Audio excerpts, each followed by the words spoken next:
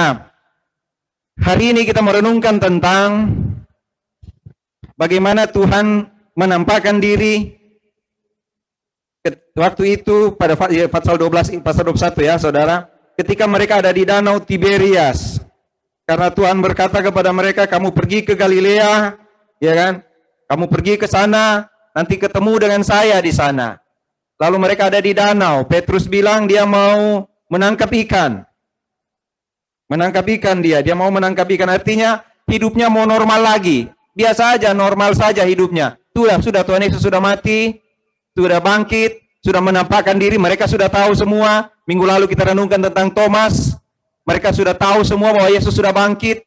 Jadi hidup normal lagi. Saya seperti biasa, saya akan tangkap ikan, saya mesti hidupin keluarga saya, kita mesti sama-sama hidup.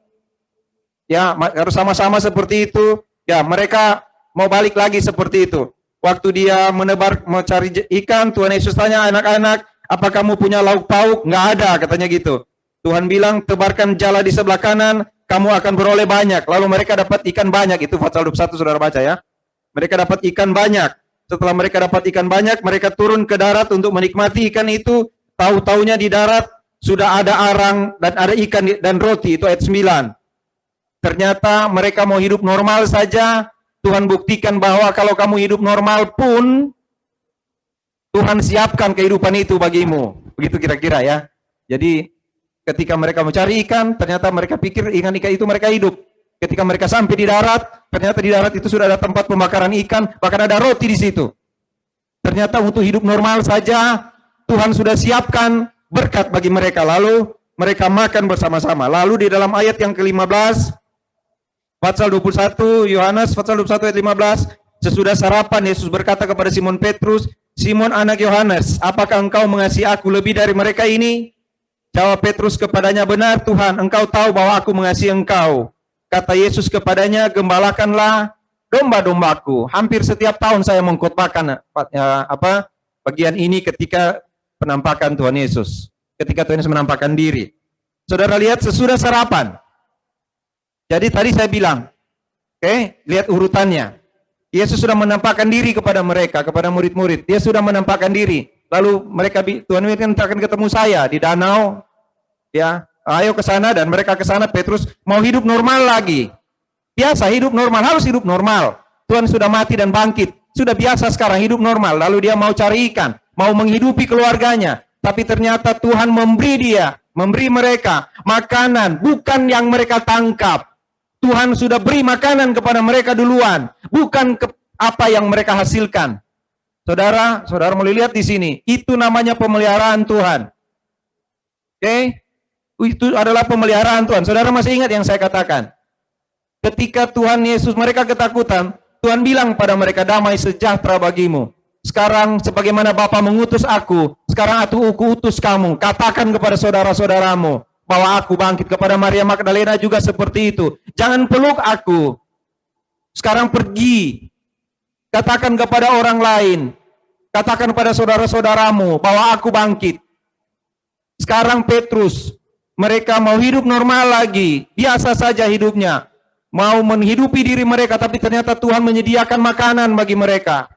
Sesudah mereka makan, Tuhan panggil Petrus dan tanya pada Petrus. Sama modelnya. Dia berkati dulu, dia beri damai sejahtera bagimu. Jangan takut. Sekarang jangan pikir saya tidak berkati kamu soal makanan. Kamu boleh cari makan di mana-mana, tapi aku menyediakan lebih dahulu ini kepadamu. Ada arang di sini, ada makanan di sini, ada roti di sini. Kamu boleh cari makanan, tapi aku memberi kepadamu lebih dari yang kamu cari. Kamu tidak cari roti di laut itu. Kamu tidak cari roti di danau, di danau itu. Kamu tidak ada roti di sana, tapi aku siapkan roti di darat ini, karena aku menyertai kamu.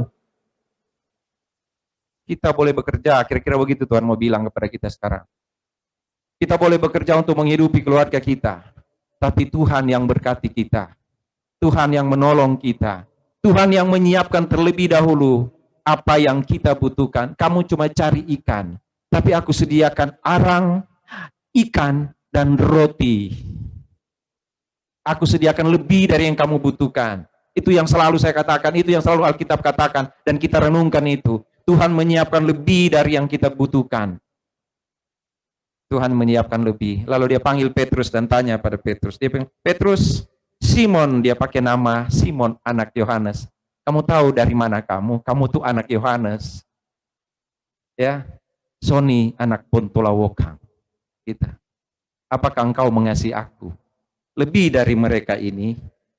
Saudara, Simon, anak Yohanes, apakah engkau mengasihi aku? Lebih daripada mereka ini. Sudah makan, sudah menerima berkat Tuhan, sudah lihat Tuhan bangkit, lalu Tuhan panggil dia tepat sama seperti dia berada di danau.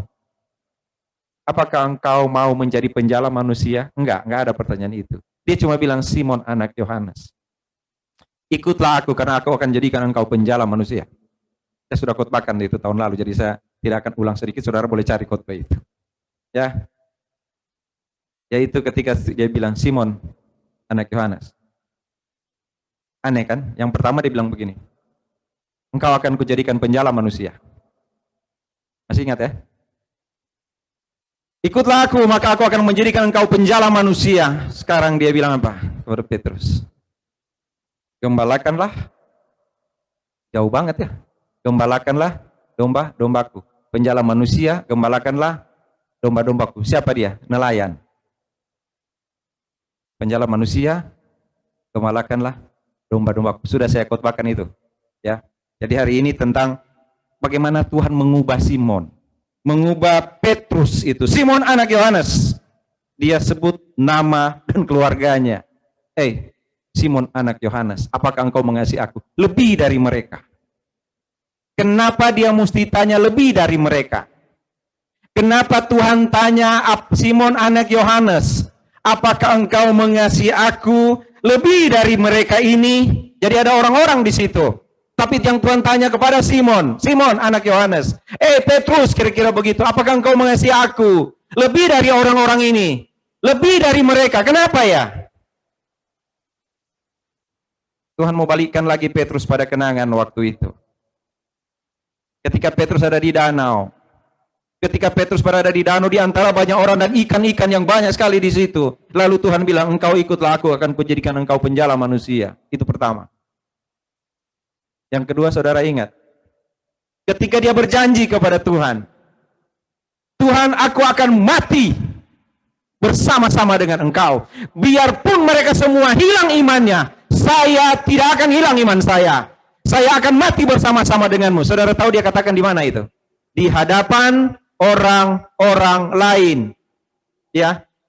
Dia katakan itu di hadapan orang-orang lain. Di hadapan orang lain. Orang-orang lain kok jadi banyak sekali ya? Orang-orang lain. Di hadapan orang lain. Ya. Dia katakan itu di hadapan orang lain. Ketika dia bilang, biarpun mereka Tuhan. Biarpun mereka gagal. Biarpun mereka hilang iman. Jangan dikira saya akan hilang iman. Tidak. Saya akan mati bersama-sama dengan engkau. Saudara, puji Tuhan waktu itu murid-murid nggak marah sama Petrus. Bayangin kalau kami ada beberapa orang di sini, lalu saya dengan bangga bilang begini, Tuhan, walaupun Ibu Shirley, Pak Dance, Ibu Meli, Ibu Tanti, Deva David, dan semua ini gugur imannya, saya enggak. Bayangin nggak orang akan bilang begini, sombong banget. Sombong sekali kamu. Ya, sombong sekali. Memang cuma kamu punya iman. Memang cuma seperti itu. Teman-temannya waktu itu diam aja. Saya nggak tahu apa keadaan mereka waktu itu. Apa mereka pikir, emang cuma Petrus yang berjago. Kalau kita ini memang enggak. Kan ada banyak sekali orang yang iman begitu. Imannya, ya nggak apa-apa dah, saya begini-begini aja. Petrus berdiri di hadapan orang banyak dan bilang, saya tidak akan menyangkal engkau. Dan Tuhan juga tegur dia di depan banyak orang. 3 kali. Sebelum ayam berkokok 3 kali. Engkau akan menyangkali aku. Petrus bilang, biarpun semua mereka gugur iman, saya tidak. Itu dikatakan di depan banyak orang. Lalu yang berikut yang dilakukan apa? Membela Yesus di depan banyak orang. Apa itu? Pacok sebenarnya sih. Ya, cuma begini sih sebenarnya ya. Tapi paling kurang di depan orang diambil tuh parang, lalu dia tebas itu kuping Malkus di depan banyak orang kan. Saudara lihat, cara dia menyampaikan imannya di hadapan banyak orang. Cara dia menyampaikan keberanian dia, cara dia menyampaikan apa yang ada padanya. Makanya kan banyak sekali kita bersaksi. Saya melakukan ini, dan ini, dan ini. Di hadapan banyak orang. Cuma mungkin kita banyak kali sudah lupa. Baru bilang di depan banyak orang, Lupa. Nah Tuhan ajak Petrus. Terus, Simon anak Yohanes, apakah engkau mengasihi aku lebih dari mereka ini? Di depan banyak orang. Engkau janji ikut aku di depan banyak orang. Engkau mencoba membela aku di depan banyak orang. Dan engkau juga menyangkali aku di depan banyak orang. Sekarang aku mau tunjukkan padamu. Aku mau tanya ini di depan banyak orang. Apakah engkau mengasihi aku? Apakah engkau mengasihi aku lebih dari mereka? Petrus tidak dengan gagah berdiri dan bilang, Tuhan, walaupun mereka semua goncang iman, saya tidak. Saya tidak. Kalau walaupun mereka semua goncang iman, saya tidak akan goncang. Tidak, saudara. Ada perubahan di Petrus. Dia bilang apa? Benar Tuhan, engkau tahu. Benar Tuhan, engkau tahu. Benar Tuhan, engkau tahu. Engkau tahu bahwa aku mengasihimu. Aku sudah katakan mengasihimu, tapi aku gagal Tuhan. Aku sudah katakan tidak akan mundur daripadamu, tapi toh aku menyangkal engkau. Sekarang aku tahu Tuhan, engkau yang tahu. Aku bahkan tidak tahu kasihku padamu. Aku bahkan tidak tahu bagaimana aku mengasihimu. Orang-orang lain juga tidak tahu aku mengasihimu. Tapi engkau tahu aku mengasihimu. Cuma engkau yang tahu aku mengasihimu. Saudara, setiap kali baca ini, saya sedang merasakan Tuhan bertanya pada saya, apakah engkau sungguh-sungguh mengasihi aku? Dan saudara tahu,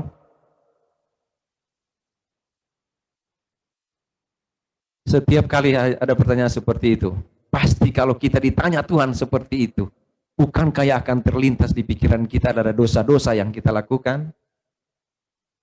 Bukankah akan terlintas di pikiran kita, aduh Tuhan, nggak layak sekali saya. Saya tidak layak sekali untuk mengatakan mengasihimu. Saya sudah bicara, kita sudah bicara tentang Petrus. Petrus menyangkal Tuhan dan kita tidak hidup hebat dari Petrus. Sekarang pun kita mesti belajar dari Petrus. Ketika dia bilang, Tuhan, engkau tahu aku mengasihimu. Tuhan bilang, gembalakanlah domba-dombaku. Tuhan tanya lagi padanya, Petrus, Simon anak Yohanes, apakah engkau mengasihi aku? Dia jawab juga, benar Tuhan, engkau tahu bahwa aku mengasihi engkau. Yesus juga berkata kepadanya, gembalakanlah domba-dombaku. Kita sudah renungkan, kita pernah renungkan tentang apa yang dimaksud dengan domba. Ya kan? Apa yang dimaksud dengan gembalakanlah. Nanti mungkin saya singgung sedikit saja, sebentar. Karena bukan itu temanya. Ya, kata Yesus kepadanya untuk ketiga kalinya, Simon anak Yohanes, apakah engkau mengasihi aku? Maka sedih hati Petrus, katanya Yesus berkata untuk tiga kalinya, apakah engkau mengasihi aku? Dan ia berkata kepadanya, Tuhan, engkau tahu segala sesuatu. Engkau tahu segala sesuatu. Engkau tahu bahwa aku mengasihi engkau. Jawab Tuhan kepadanya, gembalakanlah domba-dombaku. Saudara, bayangkan posisi Petrus waktu itu. Selesai makan, dia lagi duduk di tepi danau bersama teman-temannya. Lalu Tuhan datang dan bertanya padanya, ini pertanyaan Tuhan. Ketika mereka lagi sibuk, apakah Tuhan kita hidup atau tidak? Ternyata Tuhan bangkit. Ketika Tuhan bangkit, mereka senang sekali Tuhan bangkit. Tapi sekarang Tuhan bertanya padanya, Simon, anak Yohanes, apakah engkau mengasihi aku? 3 kali, saudara. Mungkin sama kayak yang itu, dia menyangkal 3 kali ya. Mungkin. Jadi ditanya 3 kali, apakah engkau? Sebenarnya begini saudara, kalau dia berulang-ulang, kalau Alkitab mencatat berulang-ulang, itu berarti penekanannya penting sekali. Penting sekali. Ya kan? Nah, saudara boleh cek di bagian lain. Kalau dia berulang-ulang, apakah engkau mengasihi aku? Apakah engkau mengasihi aku? Aku berkata sungguh-sungguhnya kepadamu. Itu penting sekali ternyata.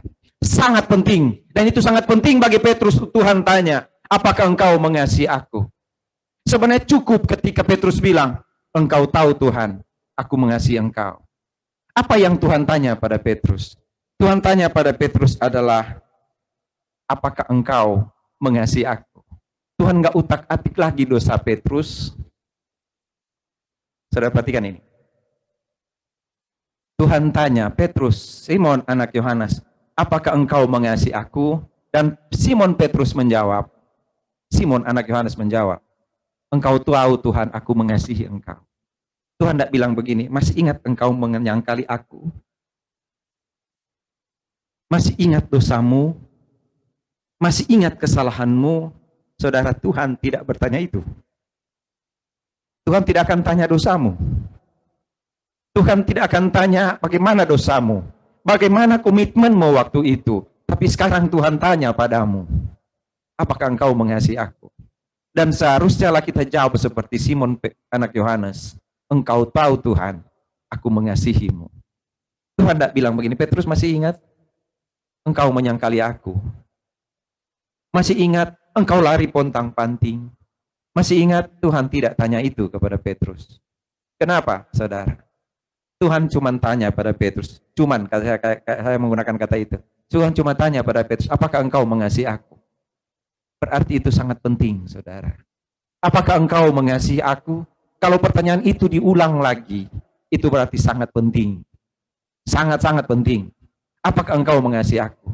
Dan Petrus menjawab dengan tenang. Simon itu menjawab dengan sedih maksudnya. Engkau tahu Tuhan. Engkau tahu segala sesuatu. Tuhan, yang tahu diri saya adalah engkau. Yang tahu hati saya adalah engkau. Engkau orang tidak tahu. Orang cuma lihat dari luar hati saya. Mereka tidak tahu. Orang bisa salah mengerti tentang saya juga bisa salah mengerti tentang diri saya. Tapi engkau tahu hati saya, Tuhan. Engkau tahu segala sesuatu tentang saya. Engkau tahu. Benar, saudara? Orang akan tahu dosamu. Orang tahu dosamu. Saya tahu dosa saya. Orang tahu dosa saya. Orang lain tahu. Tapi tidak ada orang tahu bagaimana saya mengasihi Tuhan. Dan itu yang Tuhan tanya kepada Simon anak Yohanes. Apakah engkau mengasihi aku? Saudara lihat. 3 kali. Apakah engkau mengasihi aku? Jadi sebenarnya kuncinya ada di situ. Taurat sendiri mengajar, kasihlah Tuhan Allahmu dengan hatimu, jiwamu, dan segala akal budimu. Dan kasihlah sama manusia seperti dirimu sendiri. Apakah engkau mengasihi aku? Saudara, kalau Tuhan tanya itu, kita pasti akan jawab. Aku mengasihi engkau Tuhan. Enggak. Petrus atau Simon bilang, engkau tahu. Saya mau ulang-ulang ini, saudara. Engkau tahu aku mengasihimu. Tuhan tahu, saudara. Oke? Bukan dosa Petrus. Bukan.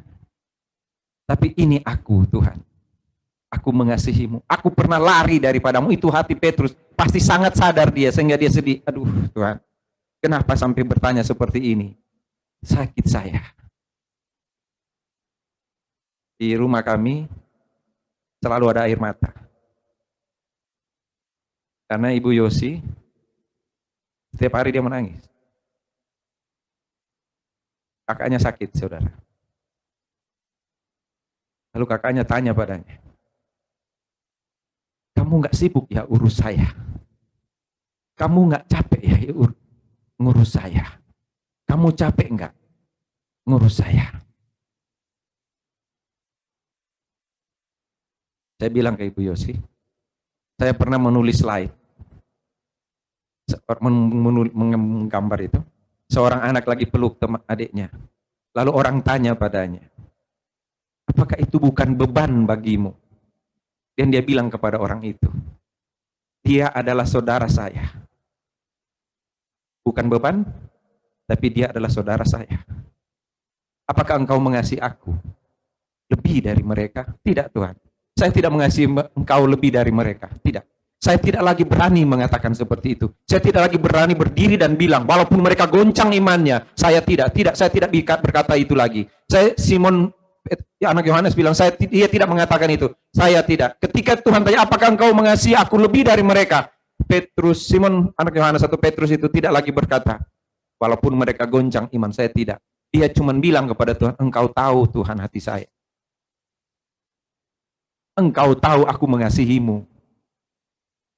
Nggak peduli orang lain mau mengasihi lebih dari aku. Tidak ada urusan bagiku, karena engkau yang tahu aku mengasihimu. Kalaupun ada orang yang mengasihimu lebih dari aku, biarlah mereka mengasihimu lebih dari aku. Tapi engkau tahu aku mengasihimu. Engkau tahu aku mengasihimu, Tuhan. Engkau tahu. Bagaimana bukti engkau mengasihiku? Tadi aku disuruh tangkap ikan di sana. Sampai di darat ini sudah ada makanan bagiku. Itu saja sudah cukup membuktikan kepadaku bahwa engkau mengasihiku. Saudara, Petrus atau Simon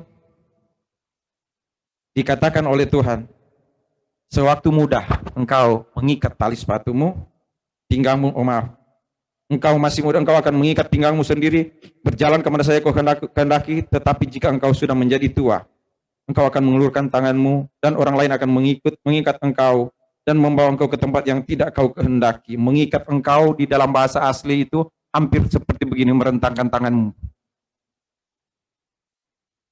Itu mengikat engkau. Seperti merentangkan tanganmu. Membawa engkau dengan tangan terentang. Sama seperti akhirnya Petrus mati tersalib. Engkau akan mengalami itu, Petrus. Saudara yang kasih dalam Tuhan Yesus, ketika Petrus berkata, engkau tahu aku mengasihi. Saya mau ulang-ulang ini, saudara. Biar ini taruh dalam hati kita. Karena kita bisa jawab pada Tuhan. Engkau tahu, Tuhan, aku mengasihimu. Kalau engkau bertanya sekarang padaku, apakah aku mengasihimu? Engkau tahu, Tuhan, aku mengasihimu. Masih ingat yang Tuhan katakan di Yohanes pasal 13? Dengan demikian orang-orang akan tahu bahwa kamu adalah muridku.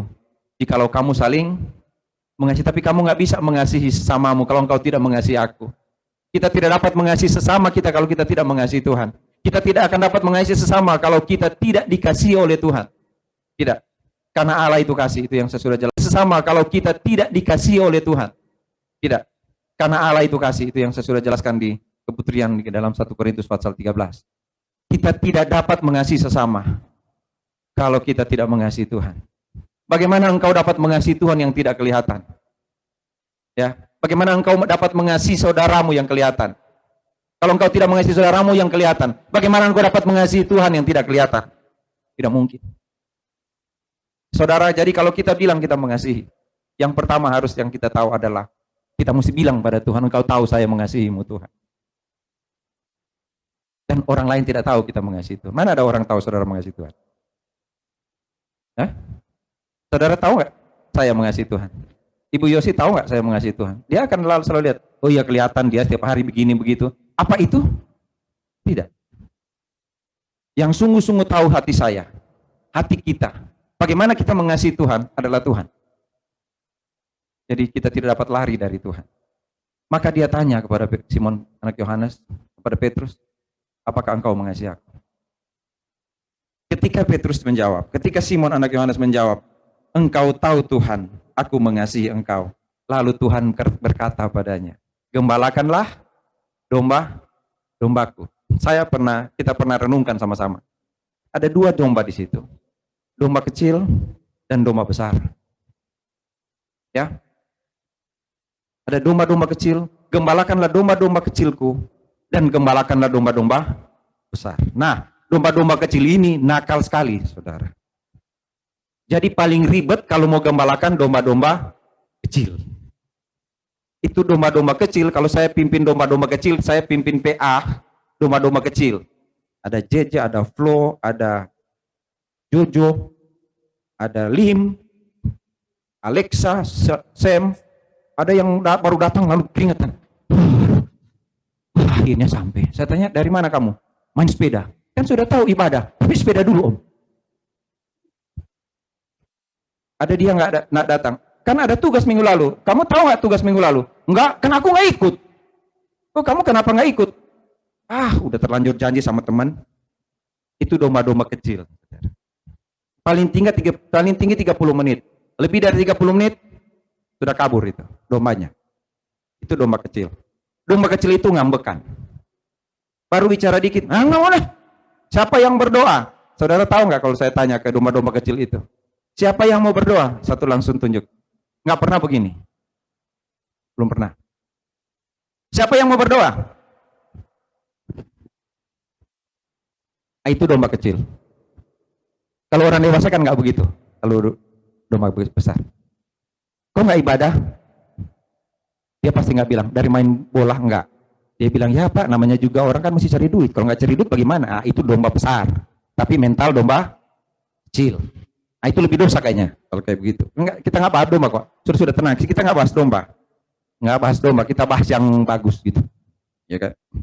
Pokoknya kenapa terlambat? Ya namanya juga jam terlalu cepat Pak. Coba kalau jamnya lambat, gitu kan? Itu domba kecil. Domba kecil itu. Domba gede, mental kecil. Kenapa kamu ada di sana? Ya karena saya nggak ada di sini. Nah gitu. Nah, itu domba kecil tapi filsafat. Karena saya nggak ada di sana, maka saya ada di sini. Coba kalau saya ada di sana, kan nggak ada di sini saya. Nah itu dia. Gembalakanlah domba-dombaku. Ya kan? Ada domba besar, ada domba kecil. Ini berat banget saudara mau gembalakan domba. Karena domba-domba Tuhan. Coba kalau domba saya. Ini tadi saya baru marah-marahin anak saya. Ini kenapa bisa lambat? Kenapa jadi rusak begini? Saya bisa marahin. Tapi kalau Ibu Tanti atau Ibu Meli yang duduk di situ, saya nggak bisa bilang ini. Kok salah Ibu Meli? Nggak berani saya karena bukan anak saya. Coba kalau anak saya, Andrea, Ariel, kenapa ini jadi jelek begini? Nggak mau ngapain ini? Karena itu anak saya. Coba kalau anak orang, nggak bisa. Apa yang Tuhan suruh kepada Simon anak Yohanes? Gembalakanlah domba-domba Tuhan. Jadi dia kalau nakal, di sana, lalu kita bilang, duduk. Emang kamu gembalaku Tuhan. Tuhan adalah gembala yang baik, takkan kekurangan aku. Dibaringkan aku di padang yang berang putih juga gitu kan. Tapi kalau dia ada masalah, dia datang kepada gembala yang tadi dia lawan itu. Pak, boleh doakan nggak? Kenapa? Ini masalah terlalu berat. Ya kan? Nah itu domba-domba itu. Sudahlah, nggak usah ya, lewat aja. Sekarang kata gembalakanlah. Tadi kan domba, sudah ngerti lah domba. Saya sudah pernah bilang itu kan, domba sudah jadi tidak bahas. Gembalakanlah, ada dua kata untuk gembalakanlah ini. Nggak usah pakai bahasa Yunani ya, nanti kayak pinter. Saya nggak tahu bahasa Yunani lah. Orang bahasa Sanger aja saya nggak ngerti, padahal orang Sanger, ya kan? Jadi gini, tapi saya mau bilang gitu. Nanti kalau mau ini nanti di PA saya bisa jelasin. Ada dua kata. Yang pertama artinya begini, peliharalah. Yang kedua berilah makan. Itu kata gembalakanlah. Jadi di dalam 3 kali ini ada 2 yang mengatakan peliharalah dan 1 bilang berilah makan. Gembalakanlah domba-domba itu adalah peliharalah Simon anak Yohanes domba-dombaku dan berilah mereka makan. Berilah mereka makan. Aku menuntun mereka ke padang yang berumput hijau. Peliharalah domba, dan itu bukan mudah bagi Petrus saudara. Petrus bukan mudah untuk menggembalakan domba. Tapi kalau saudara baca di kitab Petrus 1 dan 2 Petrus, dia bilang, hai penatua, gembalakanlah domba-domba Allah yang dipercayakan bagimu. Saudara cari ada aja ya ayatnya. Karena ini cuma di Yohanes 21 yang kita mau bahas. Kata gembalakanlah di situ. Pelihara dan beri makan. Pelihara dan beri makan. Gembalakanlah domba-dombaku yang besar dan yang kecil, yang masih muda dan yang sudah lama, yang baru hafal-hafal ayat dan yang sudah pintar sekali dispensasi, yang baru hafal-hafal ayat dan sudah pintar sekali PA. Saya ditelepon sama seorang ibu. Pak Sony, boleh jelasin nggak apa artinya dibaptis dengan apa? Dilahirkan dari air dan roh. Saya tanya ke ibu itu, kenapa ibu? Ini penting bagi saya. Buat apa ibu? Supaya mengasihi Tuhan lebih? Atau supaya bisa tunjuk kepada orang? Saya mengerti itu dibaptis dengan air dan apa? Dilahirkan dari air dan roh, kan hebat. Ternyata kalau di sini bukan, saudara. Jadi padahal itu di Yohanes dibilang, apakah engkau mengasihi aku lebih dari orang lain? Engkau tahu Tuhan. Sekarang gembalakanlah domba-dombaku, berilah mereka makan dan peliharalah. Karena satu waktu ketika engkau masih muda, engkau mengikat pinggangmu sendiri dan engkau berjalan kemana saja engkau kehendaki. Tetapi jika engkau sudah menjadi tua, engkau akan mengulurkan tanganmu dan orang lain akan mengikat engkau dan membawa engkau ke tempat yang tidak kau kehendaki. Dan hal ini dikatakannya untuk menyatakan bagaimana Petrus akan mati dan memuliakan Allah. Sesudah mengatakan demikian, ia berkata kepada Petrus, ingat, ikutlah aku, sama seperti yang dia katakan, akan kujadikan engkau penjala manusia. Tapi sekarang tugasmu adalah gembalakanlah domba-domba. Kita sudah menginjil, saudara. Kita sudah memberitakan Injil. Apa yang terjadi berikut? Saya sudah mati di kayu salib untuk semua orang berdosa. Saya sudah mati di kayu salib untuk orang-orang yang saya kasih itu, kata Tuhan kepada Petrus. Sekarang, gembalakanlah domba-dombaku. Berilah mereka makan. Peliharalah mereka. Saudara, bagaimana memberi makan saudaramu yang kecil? Bagaimana memelihara saudaramu yang kecil? Tugas siapakah kira-kira itu, saudara? Siapakah yang harus mengembalakan domba-domba itu? Saudara akan berkata, itu tugas gembala. Itu tugas para penatua. Itu tugas para pendeta. Bagaimana pendeta dan gembala memberi makan domba-domba? Bagaimana memelihara mereka, saudara? Bagaimana? Kalau domba beneran, kita bilang, ya bawa aja lah ke rumput kan? Nanti mereka makan sendiri.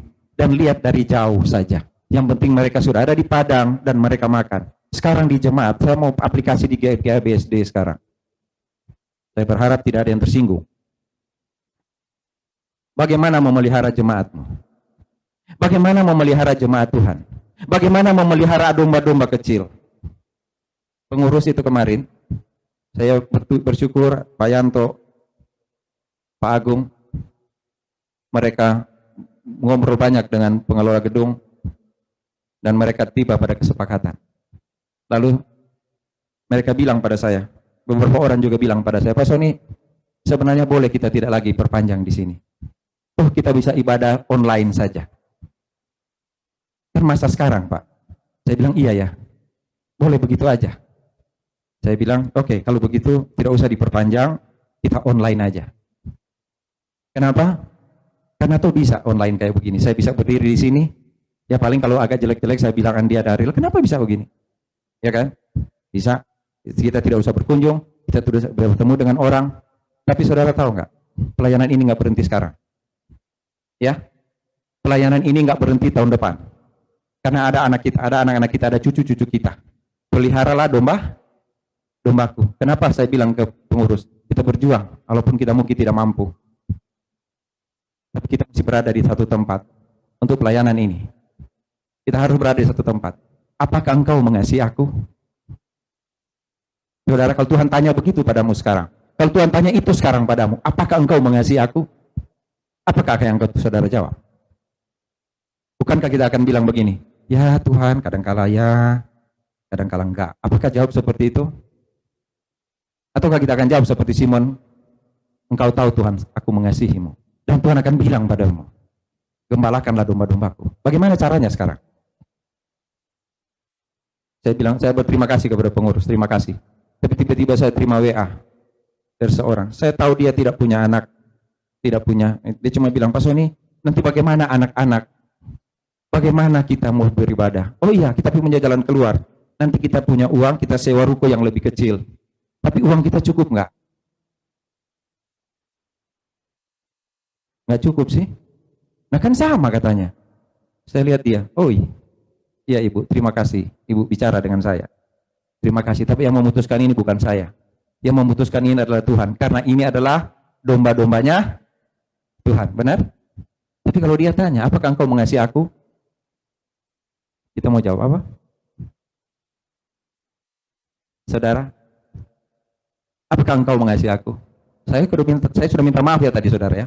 Jangan tersinggung. Ya, jangan tersinggung. Apakah engkau mengasihi aku, kata Tuhan? Lalu pengurus bilang, sudah Pak, kita perpanjang. Saya tanya, bagaimana caranya kita bayar? Nah, itu Pak. Saya bilang, enggak susah. Saya bilang ke Pak Yanto, Pak Agung, Pak Jimmy Hosang, Pak Dance Wauran. Saya bilang, ketika saya tanya, bagaimana cara bayar? Bagaimana Pak? Saya bilang, enggak susah. Menurut saudara susah nggak bayarnya? Nggak susah. Karena Tuhan cuma nanya, apakah engkau mengasihi aku? Lebih dari mereka? Apakah engkau mengasihi aku? Lebih dari mereka? Itu cara bayar, Pak. Tapi ada nggak? Nggak tahu saya. Kan saya sudah khotbah tadi. Yang tahu kita mengasihi Tuhan hanya Tuhan dan saya. Yang tahu saya mengasihi Tuhan cuman Tuhan. Kita nggak tahu, tidak ada orang tahu. Tidak ada. Bagaimana cara bayar, Pak? Saya tanya, itu mereka tulis apa di situ? Mereka tulis, Pak, pakai apa? Iya, ditulisnya pakai apa? Ditulis di situ. Saya tanya berapa harganya? Ditulis 200 apa 300 juta? 400 juta per tahun. Mereka tulis. 400 juta per tahun. Iya, itu apa? 400 juta apa? Batu atau apa? Batu atau besi atau emas? Kalau Cak Lontong gampang bayarnya. Karena diam itu emas. Jadi 400 juta pakai emas, diam aja karena diam itu emas. Nah, itu banyak itu nanti mau terjadi. Ditulis apa di situ? Batu atau apa? Duit, Pak. Nah, begitu gampang berarti bayarnya. Bagaimana bayarnya? Pakai duit. Nggak mungkin pakai batu. Ini nggak enak banget ditutup khotbah dengan duit ya. Tapi daripada Pak Yanto potong rambut terus, Pak Jimmy rambutnya udah mau putih, Pak Agung apalagi jadi liturgus aja pusing-pusing tadi kan. Sudah lihat kan dia jadi liturgus. Itu benara loh. Begini, jadi baiklah kita mulai ibadah. Karena di otaknya begini, ini mau tanda tangan besok, ini kira-kira mau bayar apa enggak. Sehingga nggak tanda tangan aja, dari dulu juga begitu. Paling kan Tuhan tanya, apakah engkau mengasihi aku? Maaf saudara yang baru pertama bersekutu dengan GBSD, maaf ya baru datang udah dengar saya bicara begini. Enggak, lupakan aja ini. Saya cuma bicara kepada orang-orang yang lagi mendengar firman Tuhan. Apakah engkau mengasihi aku? Lebih dari mereka? Dan kita akan jawab, engkau tahu Tuhan, aku mengasihi engkau. Gembalakanlah domba-dombaku. Mari kita berdoa. Bapa di surga,